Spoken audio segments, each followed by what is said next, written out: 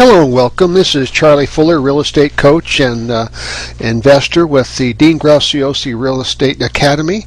I want to welcome you aboard today, and this podcast is going to be on transactional funding and how it works. Now, real estate for many people is still the ideal way of investing and earning profits. While there are no quick and easy ways to instantly get profit, there are ways for people to earn without having the enormous funds that are usually associated with purchasing homes, lots, and real estate in general.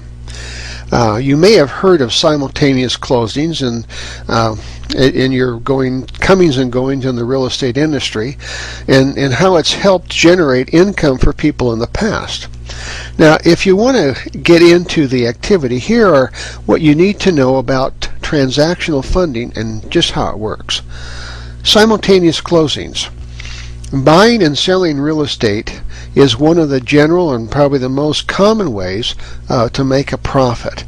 Imagine that you have found an excellent piece of real estate property that you know would fetch an excellent price in the market, or which another investor or buyer is looking for. Now, if you can own the property, the implications for you are good. You get the upper hand and will be able to sell the property to the other investors who need the property. Now, in the past, one of the easiest ways to make money out of these ideal situations is to undertake, again, simultaneous closings, which are essentially back-to-back deals where you purchase a property from, say, seller X, which you turn around and immediately sell to buyer Y. Quick flips and dry closings.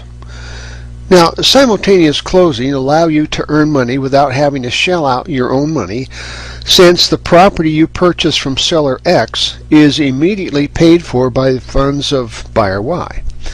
Now, this is otherwise called a quick flip and is one of the most profitable in the industry in the past, since you are essentially making money on the quick flip.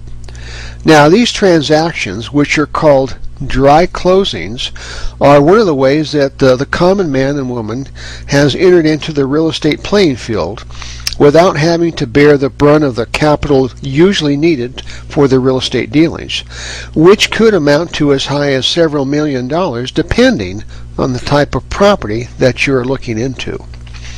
New requirements. New requirements from the state and the federal officials have made simultaneous closing, quick flips, and dry closings more difficult.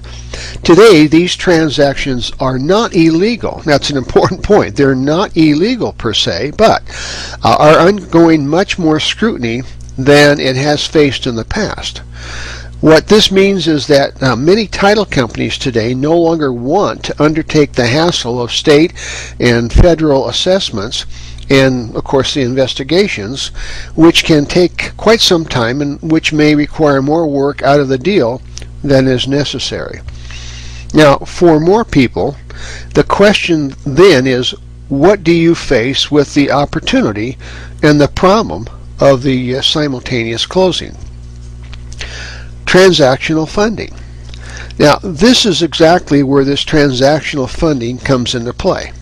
Essentially, this is a type of service where investors like you are given the opportunity to use a type of loan called a bridge loan that allows you to undertake the simultaneous closing safely and with the backing of money provided by the loan.